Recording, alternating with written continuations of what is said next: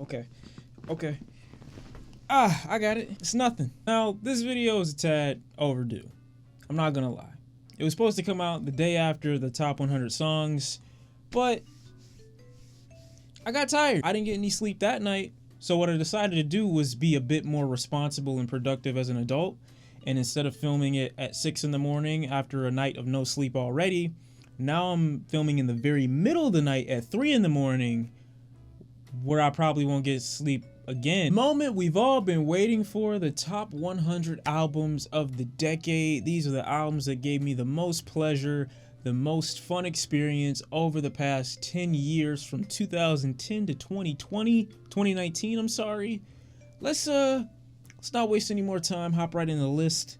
At number 100, got something that might surprise you all, but not really to the ones that really know me. Bryson Tiller's Trap Soul fuses R&B and trap, which may have actually been the death of soulful R&B being a popularity thing earlier on, but I don't mind it too much. The only one who did it well to me was Bryson Tiller. There's a bunch of people that came out after the fact doing it, and I know he was inspired by P&D and Drake heavily and The Weeknd, but I gotta say he put it together nicely on Trap Soul. I got a lot of enjoyment out of that. Number 99, I got Love Remains from How to Dress Well. At number 98, I've got No Worries featuring Anderson .Paak and Knowledge. Skepta's defiant and energetic Konnichiwa. Casey Musgrave's Golden Hour, which is just catchy country music. SZA's Control, where she essentially gives up control and comes to terms with her lack of authority in the world. Number 94, I've got Serpentwithfeet's Soil. I've got James Blake's Self-Titled at number 93. Number 92, I have Chief Keef's Finally Rich. At number 91, I've got 21 and Offset's Without Warning. This was something I originally gave like a 6 out of 10 to on first listen. I've come back to it at least a couple times every month since 2017. I absolutely love this album now. It's short, it's sweet, it's concise, it's to the point, and it's catchy, it's enjoyable. Every song damn near. This is where 21 really started to hit his stride in terms of enjoyability, and where Offset, I feel, finally was acknowledged as one of the better Migos. At number 90, I've got Rick Ross's Teflon Don, which is arguably his most consistently enjoyable project yet. Number 89, I've got Long Live ASAP, and I find myself coming back to this album more every year. Even though I think it's a really mid album, there must be some reason in the back of my mind that I'm just not acknowledging that gets me to come back to it every so often. My favorite cinematic soul record of the decade goes to Michael Kiwanuka at my number 88 spot. At my number 87 spot, it is Flockaveli and Flockaveli 1.5 from Waka Flocka Flame, who takes gangster rap and puts it in its most extremist terms, and I mean unnerving, illogical extremities on these two projects. At number 86, I've got Apathy's Honky Kong, who delivers one of his most consistently lyrically enjoyable albums yet. At number 85, I've got Beyonce with Lemonade, who reopens and heals her wounds from her marriage, making herself very transparent and ultimately coming off stronger as a woman. At number 84, I've got Young Thug's Barter 6, who stretches rap far beyond its comfort zone, speaking a language that many rap fans, myself included, wouldn't understand for years to come. And the replayability of this album is great, and it's aged like wine. At number 83, I've got Drake's If You're Reading This, It's Too Late, a very confident, aggressive roar to the rap game that, despite his lack of experience as a gangster, Drake is still a force to be reckoned with. And whether you liked him or not at the time, Kanye presented himself as is for a very brutally honest sit down on the life of Pablo. Michi, Zombie Juice, and Eric all have very distinct personalities on and off the mic, but still managed to bring all that energy together for their most cohesively dark album yet, with Better Off Dead, which is actually a mixtape, I believe, but you know, oh wait, that's funny too, cause I actually finally was able to get it on vinyl. It's kind of a bootleg, but I got it. I still haven't opened it yet. It looks beautiful. At number 80, I've got Migos with Culture, who cemented themselves as one of the most important groups in hip-hop history. Yes, in hip-hop history, literally adding to and defining the culture last decade. You couldn't talk about culture without also talking about the Migos in the 2010s. At number 79, I've got Pratt with Pais Sobre la Tierra. They capture nature in a bottle and reconnect us to the soils of the earth. DS2 at number 78, Future drags us into an abyss of hopelessness, launching us into a world of vulnerable toxicity, not necessarily trying to defend it, but only trying to describe its mechanisms and how it works. A surprising amount of detail as well. 77, Twigs defines herself in a world of art pop, R&B, and experimental hip-hop without lending a particular or typical persona to either genre. And Mick Jenkins conceptually links water to everything good and beneficial for you,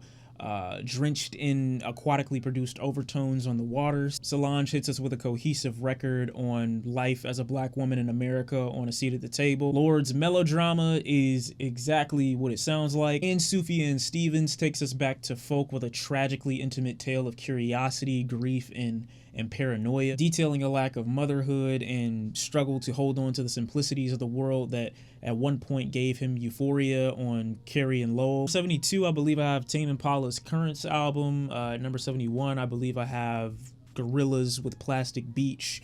And honestly, Gorillaz with Plastic Beach is like the cultural collision. It's like an artistic mashup, the transition from easygoing to musically redefining. Albarn uses pretty much everything at his disposal to create one of the most inclusive records of the decade. At number 70, I believe Drake walks a fantastic line of braggadocio and intimacy on Take Care. 69, Janelle Monáe uses whatever genre she sees fit, from R&B to folk to jazz, you name it, to create Arcandroid. 68 is my incredibly fun and very immersive first listen to Injury Reserve's Floss album. I thought this album was incredible, a burst of energy, mosh pit music, but it's catchy, it's rhythmic. 67, I believe I got Death Grips, The Money Store, the first time I got noited. 66 is a beautiful acceptance of oneself with Negro Swan from Blood Orange. I'm calling rap music from Killer Mike Southern hip hop classic, You Don't Have To, But I Am. 64, I've got Clipping Self-Title, and coming back to this, it feels like a real dissection of hip hop, but it feels like more of a case study from the inside looking in. Sampha also goes on a bit of a personal dissection, a bit of a case study about himself, accompanied by a soft, very delicate, very dreamy backdrop on Process. 62, we're up all night to get lucky. We're up all night to get lucky. I should have played the music for that one. I don't know why I'm singing that by myself. Shabazz Palaces releases a psychedelic yet abstract safari, accompanied by a really calm narration, topical inspiration set to the side by Ishmael, called Blacka. Rock Marciano takes up all the space in the world, making these tracks feel really crowded and almost giving me a sense of claustrophobia on Markberg. He's taking up all the space on these old dusty samples. At number 59, The Weeknd captures a very melancholic sensation and fuses it with a very lost, confused, and shadowy aesthetic on House of Balloons. It's almost like if 50 Shades of Grey was written well. It's very mysterious, really misty, really cool, really bad guy, almost like R&B Batman. And if I'm ranking alternative R&B albums, Frank Ocean's Channel Orange is definitely going in my top 10 all time at number 58. And at number 57, Open Mike Eagle. He maintains wit and social awareness without creating a personality that is anti-mainstream on Brick Body Kid Still Daydream. That is such a hard title to remember. At number 56, I've got Flying Lotus's Cosmogramma. Really, the only track that I would tell someone to listen to is probably Do the Astral Planes, cause it's a bop. At number 55, Jessica Pratt, in a moonlit kind of way, lends herself to your environment, far away enough, you know, not to make you uncomfortable, but managing to stay close enough at the same time to keep you comforted on Quiet Signs. At number 54, YG struggles to maintain fame while at the same time having all eyes on him as he goes back and forth between celebrity and street man on Still Brazy over a bunch of old school LA beats. 53, I've got Noname's Telefone mixtape, which is incredibly detailed, but at the same time very blunt, with his lyricism over a sometimes cartoonishly enveloping somber and sometimes playful backdrop. Experimental hip-hop, neo-soul, jazz all get fused together for a possible potential trip to Nirvana from Flying Lotus's You're Dead album. And Lupe Fiasco in 2018 hit me with a very thought-provoking tale and possible origin and chain connection that we still share to our ancestors on Drogas Wave. Joey Badass embodies everything that makes boom bap hip hop great at only 19 years old on 1999. White Men Are Black Men 2 is a short record disrupting classification filled with surprisingly sweet melodies from young fathers. 48 Slow Tie intelligently and energetically bashes the establishment that oppresses his current generation, the generation before him, and likely the generation after him, with a surprising amount of wit and charisma on Nothing Great About Britain. If you combine childbirth and delicate soul, you would get Childish Gambino's Awaken My Love at number 47. 46, Run the Jewels released their best record yet with their second installment. Number 45 is Brockhampton's most consistently hip-hop record, Saturation 2. Really strongly hip-hop here on this album, and their connection feels really tight and focused on this project, more so than any other in the installment in my opinion, though you could argue to put the entire trilogy here, because if you really wanted to, you could take your favorite records from each of these albums and make a perfect Brockhampton album. At number 44, Duran Jones and the Indications beautifully captured everything that's so great about 70s soul, capsuled it and threw it into 2019 with American Love Call. And the underachievers, I forgot I put them here, hit us with what's affecting them most, from media distraction, false idols, to mental health. All of these subjects become almost like a mantra in their music. Also, Steez's face is on the cover, so that's reason enough for me to put it on there. At number 42, I've got Avondale Bowling Club, their self-titled joint. Number 41, I've got FM from Vince Staples, which is his shortest, most consistent, most concise, and palatable release yet, filled with a bunch of fun, witty, and sometimes sassy bangers. Some direct in some songs, in others tongue-in-cheek ways to call out people for ignorantly consuming black culture. And one of the strongest voices to come out of country in the last decade has got to be Caitlin Fire, as she wowed me completely with her Starfire album. Fiona Apple's pen stabs you in the chest and twists endlessly on the Eiler wheel. I'm not seeing the rest of that album name. Twigs is at her most fragile and her most broken down, to the point where consoling her might actually cause damage on Magdalene. And Danny Brown at number 37 on Triple X has the energy of a 5-year-old on like 5 pounds of sugar or cocaine. Flower Boy is the introduction to Tyler the Creator's new acknowledged self, fusing R&B and rap over a soul foundation. At number 35, Benny the Butcher releases Tana Talk 3. I believe it's 3. And that has to be one of the dirtiest, one of the grimiest, one of the grittiest, one of the nastiest, most raw, hungry albums I've ever heard. He's like a drug-dealing tutor. Little Simz proves she's one of the most clever, one of the best rappers out right now, going beyond classifications that would confine her to female rap or UK rap with the gray area. Billy Woods abides by no tropes on History Will Absolve Me, instead foregoing further down his own foggy to us but clear to himself path of arcane obscurities. I'm so annoyed with Tierra Whack, who leaves me wanting nothing but more on Whack World, an album full of 15 one-minute songs and child vocal melodies that sound so sweet. Have One On Me is a lengthy, in-depth breakup album, vocally technical, that is equal parts precise and towering. Like a slow-working poison, symptoms and signs kind of show up well after the entry point. And I think this is probably Joanna's most diligent and devoted project yet. And Julia Holter, ahead of her 2011 Tragedy album that was extremely innovative, hits us with her most inviting and warm release yet on Have You in My Wilderness. This whole album is like an ear massage. At number 29, I believe I had Sharon Van's Are We There, You Stupid Bitch? At number 28, I believe I have Denzel Curry's Taboo Project. Denzel Curry captures paranoia, anxiety, and contradicting emotions, contradicting personalities pairs it with a sometimes optimistic, sometimes creepy or ominous, and sometimes metal rap musical foundation to further paint his reality, to further paint a realistic portrayal of his environment. Even at its brightest, a lot of this record still feels drowned out in isolation and pessimistic views and thoughts. At number 27, I've got Layla's Wisdom from Rhapsody. At number 26, Rock Marciano released one of the most consistent stripped back boom bap records of the decade with Reloaded. At number 25, I've got Blonde from Frank Ocean, who taps into his singularity amidst all the warm, inviting musical aesthetics. It's an album that feels like observing a man who doesn't want to be spoken to, but at the same time doesn't mind being watched either. And my God, Pusha T cannot be ignored for one moment on Daytona. Whatever line, whatever bar, all of it feels important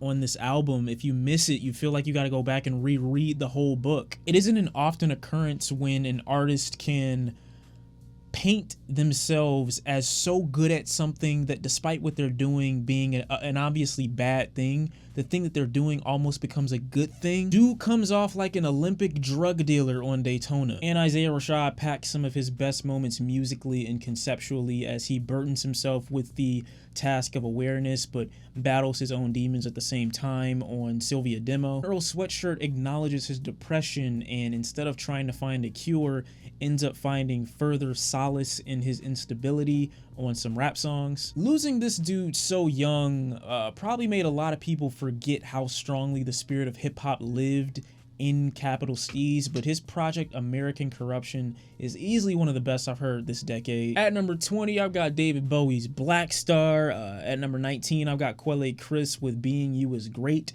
I Wish I Could Be You More Often. 18 is an album that is abstract, but emotions are sonically painted with a wide range of color on Slauson Malone's A Quiet Farewell. Number 17, a heartbreaking story of loss, guilt, and anxiety is told as Saba details his life before fame in Chicago on Care For Me. At number 16, I've got Fleet Fox's equal parts curious, equal parts gorgeous album Helplessness Blues. At number 15, I've got Kendrick Lamar's Good Kid, Mad City. Number 14, I've got Schoolboy Q's Blank Face. That is one of my favorites of the decade. Oh my God.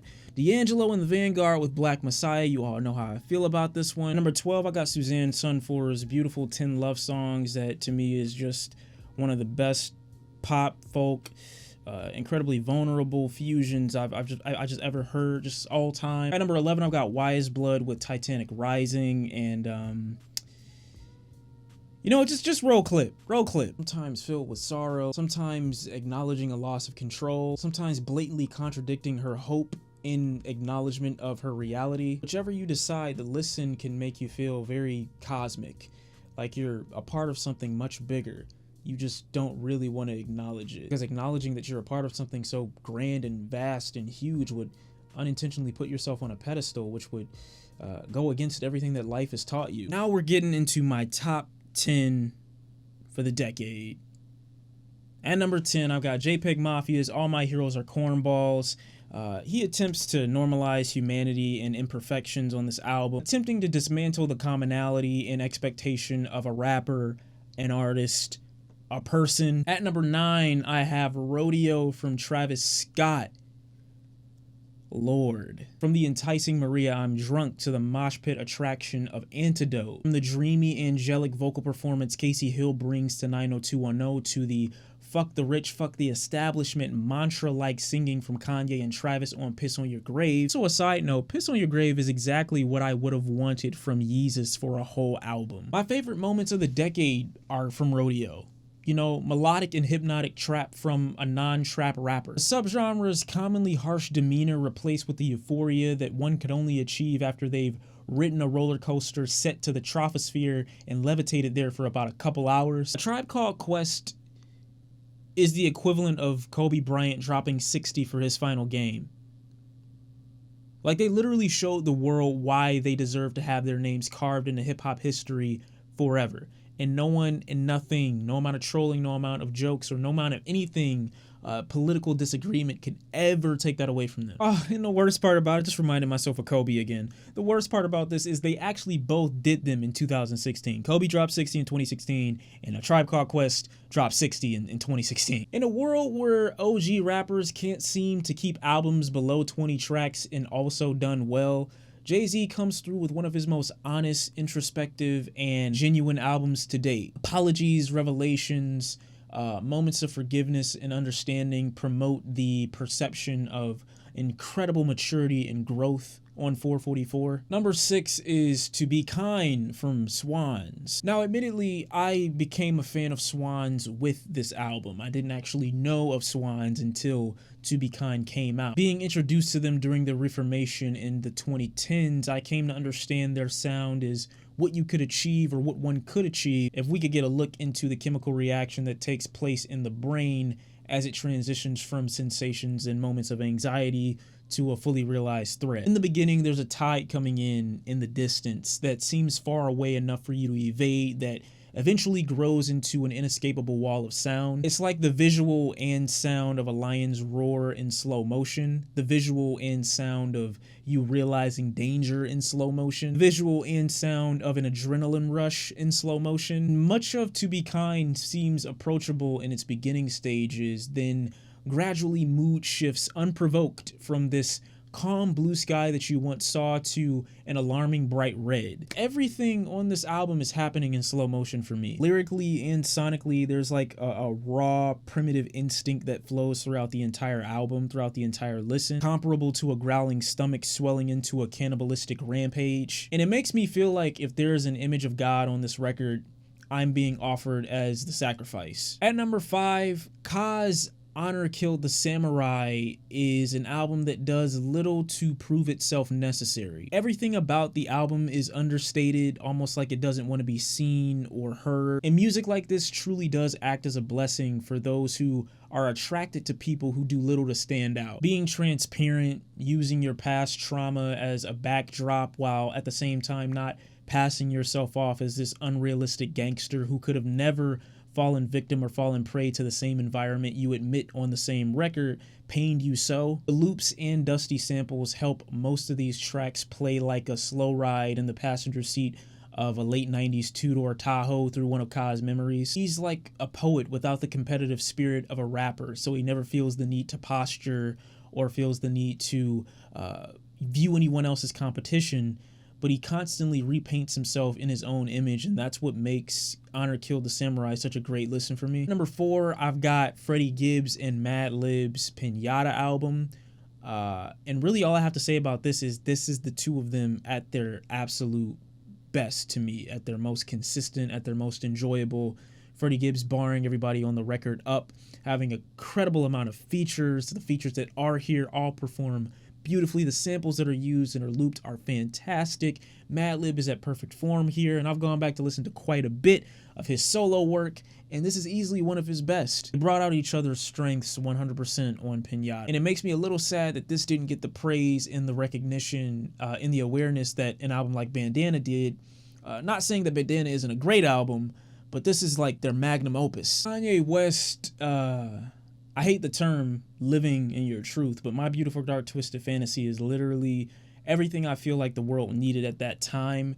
And although it's not his most influential record, I do think it's one of his most impactful, because if anything, it encourages people to 100% be themselves, 100% be authentic, 100% do the things that you seek pleasure in, and to explore those thoughts, explore those possibilities. Tracks like Power, Devil in a New Dress, Runaway, Lost in the World, Gorgeous, Monster.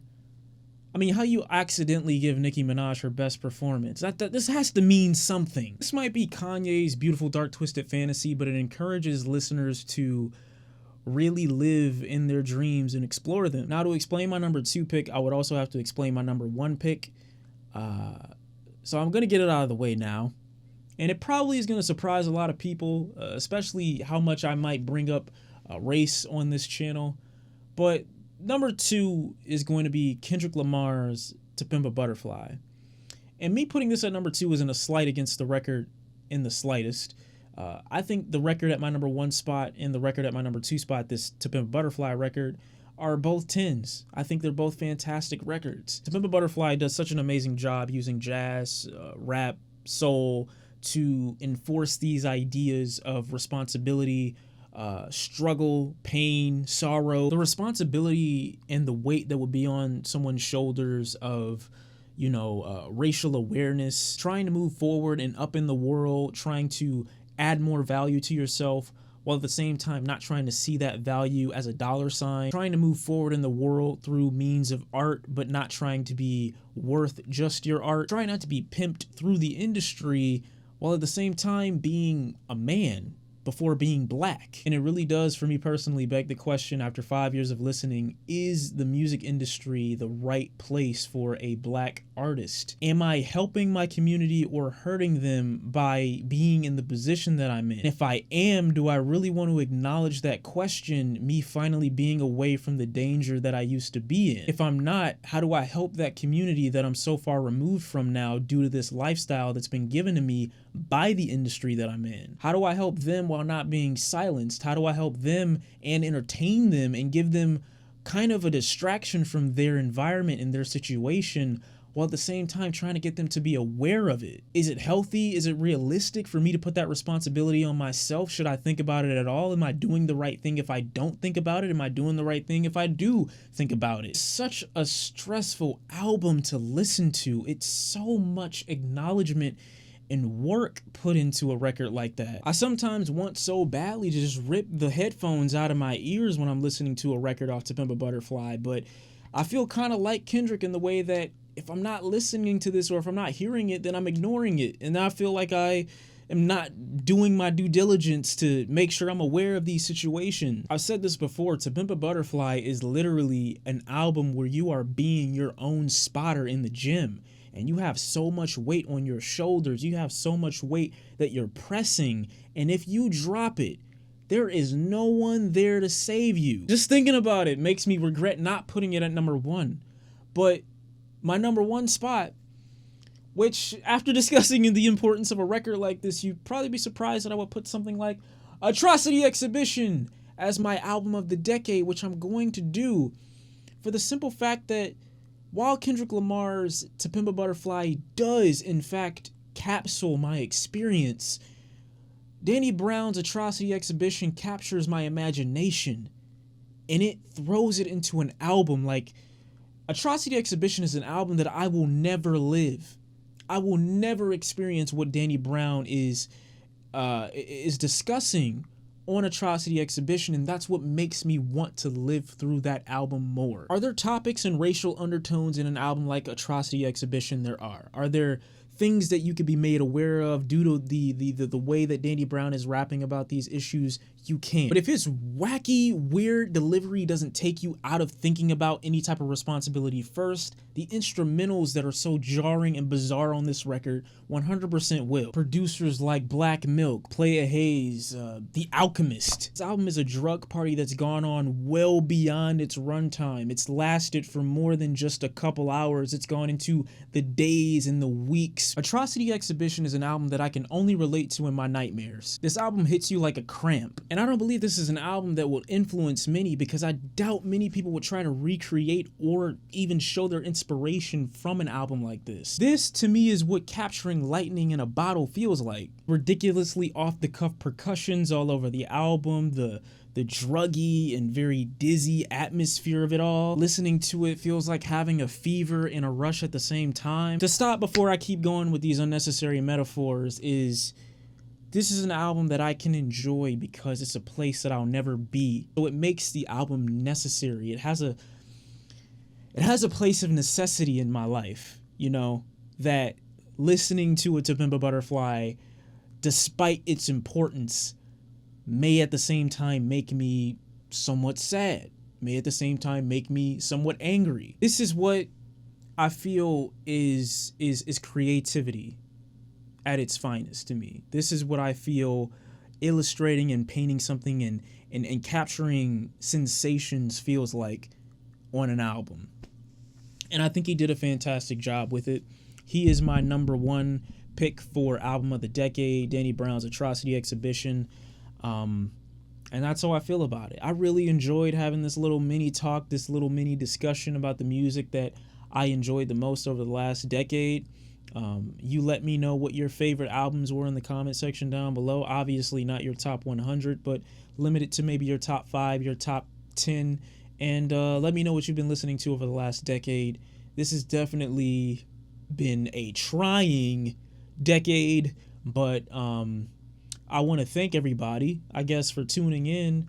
It hasn't been that long. I've been uploading on this channel for about 3.5 years now, and we made a lot of growth and progress so far, and I appreciate all that. And I'm looking forward to talking about the 100 albums that'll hopefully go on my albums of the decade for 2030, you know, if everything's still around then. This video might be really long, sorry for that, but yeah. This is Shawn C's top 100 albums of the 2010s, and that's it. I'm out. Y'all have a good one, and I'll see y'all next time. Peace.